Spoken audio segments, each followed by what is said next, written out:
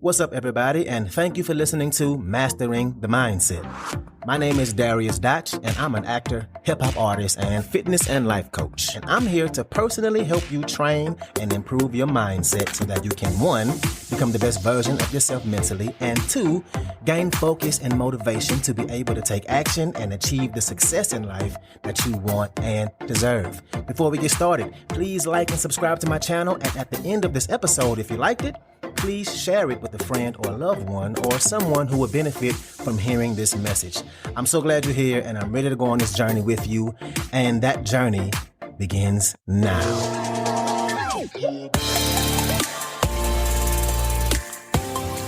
All right, and welcome back to another episode. So today, we're going to talk about how and why you need to stop living in the past. And I'm going to start out talking about something I've spoke on in the past. So if you heard this part before, please bear with me. We're going to get to the meat of it all in a second. So as humans, we have this wonderful brain, and our brain's main objective is to keep us safe.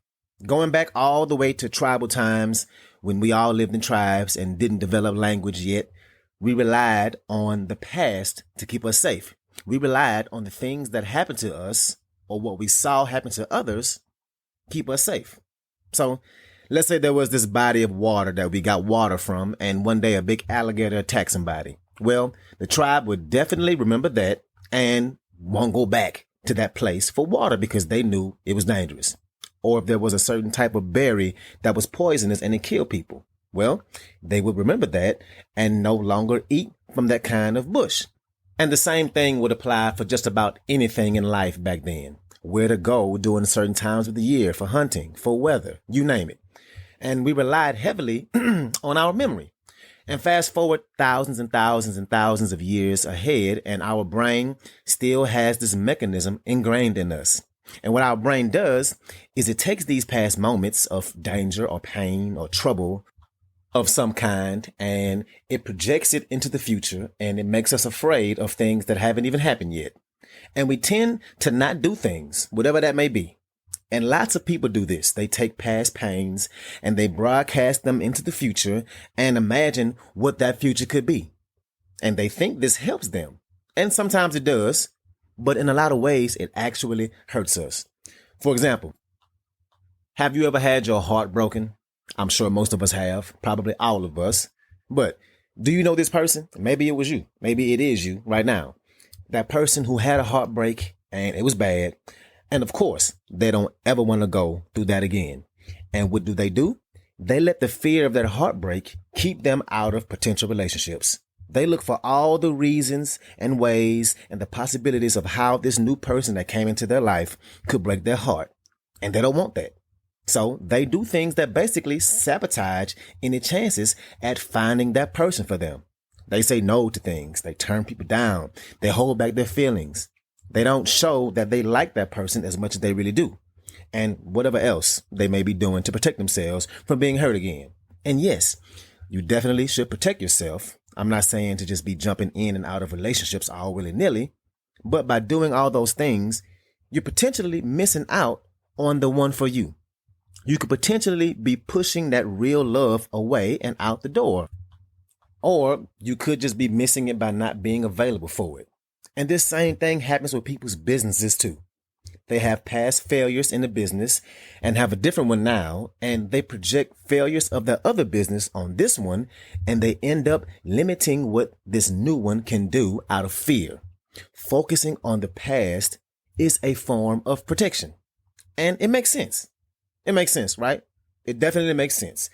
But the thing is, the last business, the last relationship has nothing to do with this one, with the current one. The past does not have to dictate the future. Just because something happens in the past doesn't mean it's ever going to happen again in the future. Just because you got cheated on in the past doesn't mean you're going to get cheated on in this relationship. It doesn't mean you'll ever get cheated on again. And how many of us go into that next relationship with our guard up? And we second guess their actions. We interpret everything they do, how they text, when they don't call, all because of something they didn't even do. And we have to think about this. So tell me this. Do you know that person who is still pissed off about something that happened 15 years ago? We have to start thinking about how this affects us, our minds, as well as our bodies. Because when you go through something that's terrible in your life, think about that thing. Whether you got cheated on, you failed at college, you lost a job, you got kicked out of your house, a loved one died, whatever it was that happened, and think about how that felt. It was terrible, right? Now imagine if you felt that way every day of your life. Wouldn't that be horrible to wake up every day and feel that way? The way you felt when you got cheated on, the way you felt when that loved one died, the way you felt when you got fired, when you found out your house got broken into. Wouldn't you hate that? When you wake up and you remember that event, you can actually put your body through all those feelings again as if it's happening right now, because your brain does not know the difference between something that's actually happening right now and something that's imagined. And I'll give you the perfect example. What's up, what's up, what's up? I want to take a quick moment to say thank you so much for listening to this episode, and to also let you know that this podcast is 100% donation driven, which means it's completely funded by you, the listener. So if you like the content I have to offer, I would love it if you can make a donation and you get to pick the amount. I left links in the description of the video as well as my homepage. You can choose which way benefits you the best to donate. And if you need more options, please feel free to email me at dariusdotch@gmail.com. That's dariusdotch@gmail.com. Again, thank you so much for being here, and let's get back to it. So have you ever had a crazy dream, and let's say you're getting chased by somebody with a knife? And in this dream, you are running for your life, and this person is going to stab you if they catch you. And then you wake up and your breathing is heavy and you're sweating and your heart rate is sky high. Have you ever woke up from a dream like that? Now, was that person actually chasing you? No. And yes, you can say, but Darius, that's not the same because that was a dream. The point is, you imagined something in your brain and your brain put your body through it, and your body responded to it as if it was real. Your brain responded to it as if it was real. Your body went through all the exact processes as if you were actually physically being chased and running for your life. Now, if you can do that in a dream, do you think you can do that to yourself every day of your life by remembering an event and putting yourself through it over and over again as if it's still happening? I'll give you an example. I'll use the example of getting cheated on because it happened to me some years ago, and time had gone by and she found somebody else, went on to have a child, and is living her best life. And for years and years, I still had this pain and hate for her. I would wake up every day, and at some point in the day, it would come to my mind. I wasn't necessarily trying to think about it, but at some point I would find myself thinking about her and what she did, and I would get pissed off all over again. And this went on for years. So much so that I even put it in a song, how she broke my heart. I refer to her as that bitch. I'm not proud of that, but hey, just being real. And like I said, I wouldn't necessarily try to think about it, but the reason why I did is because I hadn't let it go. I hadn't made it a point to just forgive her and get past it, to move on with my life. And not until I finally forgave her did I allow myself to actually get into another relationship. It took way too long. And it's amazing how our brains can do this. If you don't use it correctly, it can really mess you up. And people put themselves through these things over and over and over again. And what happens is their body is no longer at ease.